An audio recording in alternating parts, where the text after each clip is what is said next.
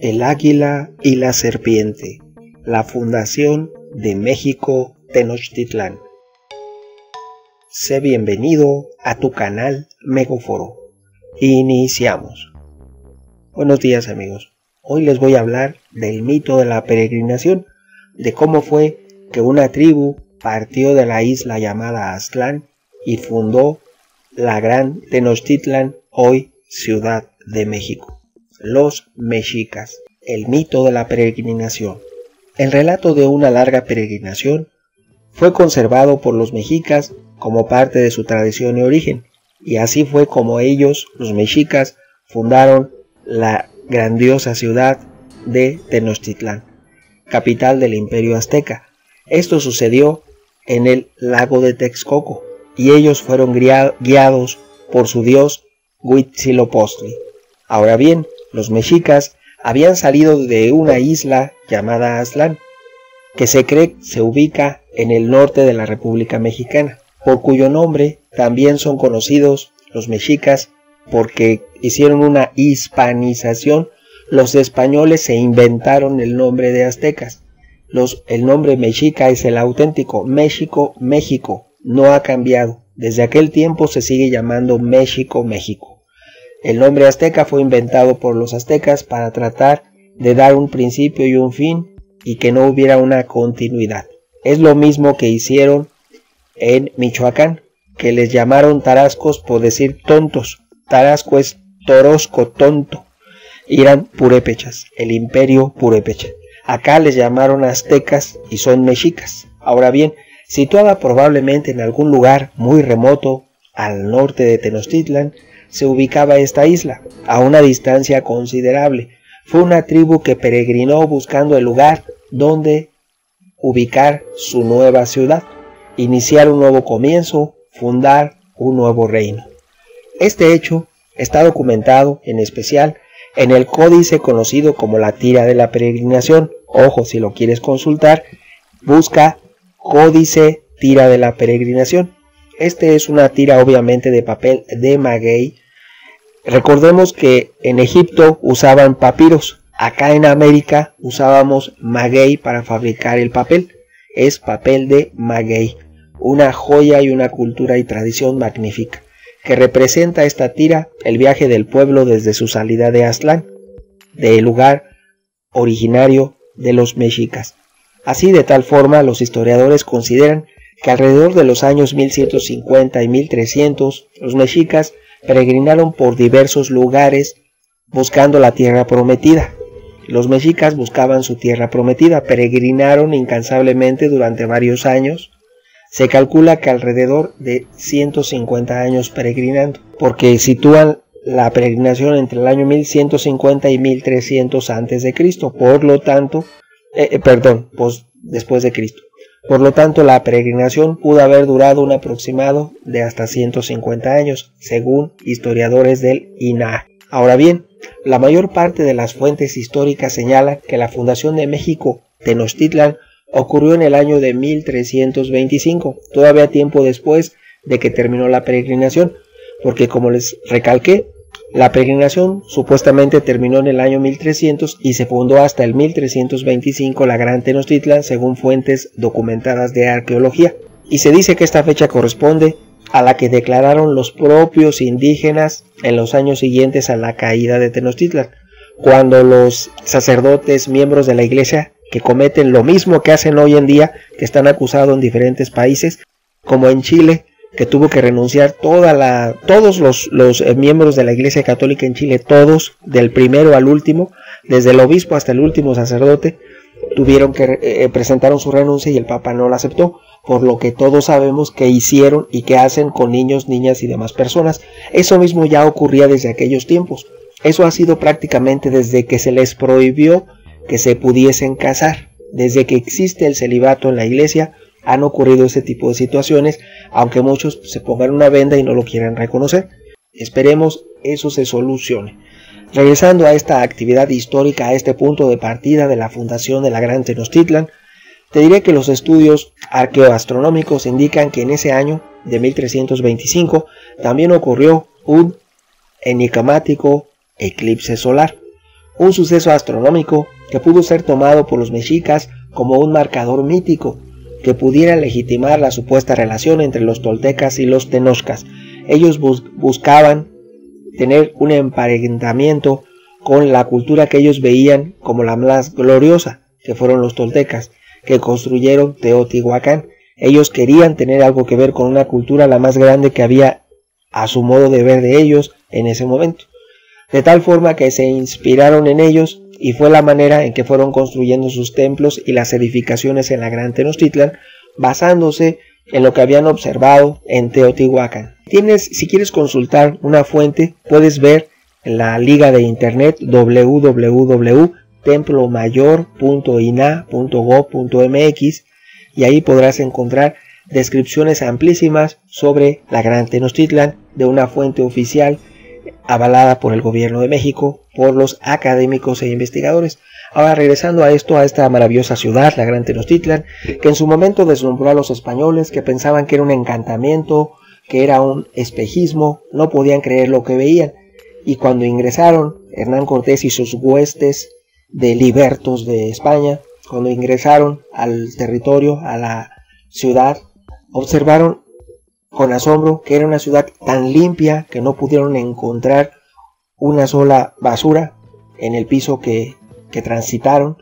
Tampoco pudieron observar a ningún habitante que despidiese algún mal olor, porque eran muy limpios, se bañaban incluso varias veces al día, lo que ellos pensaban que era una cosa de encantamiento, de magia, que no podía ser cierto, que tenía que tener otra explicación, porque no podían creer que existiera una ciudad tan bella, tan limpia y tan bien diseñada. Aquí cabe aclarar que nunca los mexicas vieron como dioses a los españoles. Eso es una cuestión que han hecho, es como una especie de tratar de justificar lo injustificable. No podemos ver a una civilización tan avanzada como unos, si digo como niños, sería con perdón de los niños que son maravillosos. No sé cómo decir, como alguien que no tiene ningún cerebro ni conocimiento. Sería imposible que los tan avanzados en cuestiones de ciencia y de tecnología, los magníficos constructores de la ciudad de Tenochtitlan, pudiesen haber siquiera pensado que eran dioses los españoles. Después de capturar al primer español y observar que sangraba como cualquier otro, que tenía igual que nosotros de color rojo, que era un ser humano igual, que los caballos eran animales, los caballos y los perros igual, al observar todo eso era imposible que alguien pensase que esos eran dioses. Ahora, desde que llegó Cortés, cuando su tránsito por la península de Yucatán, cometió diversos actos en contra de los reinos mayas. Incluso cuando venció a los 8 reinos mayas, fue la forma en que se casó con Malinali o Doña Marina, la Malinche, que se trata de justificar lo injustificable. Efectivamente fue la mayor traidora de la historia de México. Sin embargo, tratan de dignificar por una corriente a favor de la mujer que recorre el mundo entero y que está cambiando todo, haciendo una justicia inclinada hacia un lado de la balanza en detrimento de los hombres y de los varones en el mundo. Ahora bien, tal parece como si ser hombre ya estuviera mal, lo cual no puede ser. Somos un complemento, tanto hombre como mujer. Es maravilloso esa dualidad que es la base de nuestra humanidad. Si no hay una reproducción, no hay una multiplicación y preservación de la especie. Si no se preserva la especie, ya nos hubiéramos extinguido como seres humanos. Ahora bien, regresando a esto, te diré que la mayor parte de las fuentes históricas señalan que la fundación de la maravillosa ciudad de Tenochtitlan ocurrió en 1325. De tal manera que Huitzilopochtli, que era un dios para los aztecas, para los mexicas, dijo a su pueblo que fuera hacia nuevas tierras. Eso lo ocurrió en Aztlán. Partieron y duraron, no se sabe, no se ha determinado cuánto tiempo estuvieron peregrinando en busca de su tierra prometida. Pudo haber sido un máximo de 150 años. Y Huitzilopochtli, este dios, les ordenó que dejaran de llamarse mexicas, porque a partir de ese momento serían todos mexicanos. Así es creado en el Códice Aubin y el Códice Durán. Estos dos códices hay que recordar que fueron elaborados ya cuando los clérigos y la Santa Inquisición ya había llegado a lo que era la Nueva España. Entonces hay que cuestionar todo lo que hicieron los españoles, porque ellos trataban de justificar lo injustificable y borrar todos los actos indebidos que ellos cometieron. Pero fueron tantos que aún hubo cronistas que, a pesar de ser españoles, sí los relatan y sí los escriben en sus memorias. Aún así podemos encontrar libros y relatos donde manifiestan los actos indebidos que cometían los españoles frente a los indígenas, a los naturales de estas tierras, a los naturales de América. Aún y a pesar de todo, hubo españoles que lo relataron, pero hay que considerar que todos se tapan con la misma cobija, así que, obviamente, pensando como adultos, el 99% está oculto y lo que sabemos es un 1%. Si ese 1% te indigna, imagínate lo que en verdad pudo haber ocurrido. La tira de la peregrinación, este códice, señala que Aztlán estaba ubicado en una isla donde había 6 calpulis. Los calpulis son un clan formado por un conjunto de familias. O sea, había 6 clanes diferentes, 6 calpulis, y un gran templo, probablemente dedicado a Mixcoatl.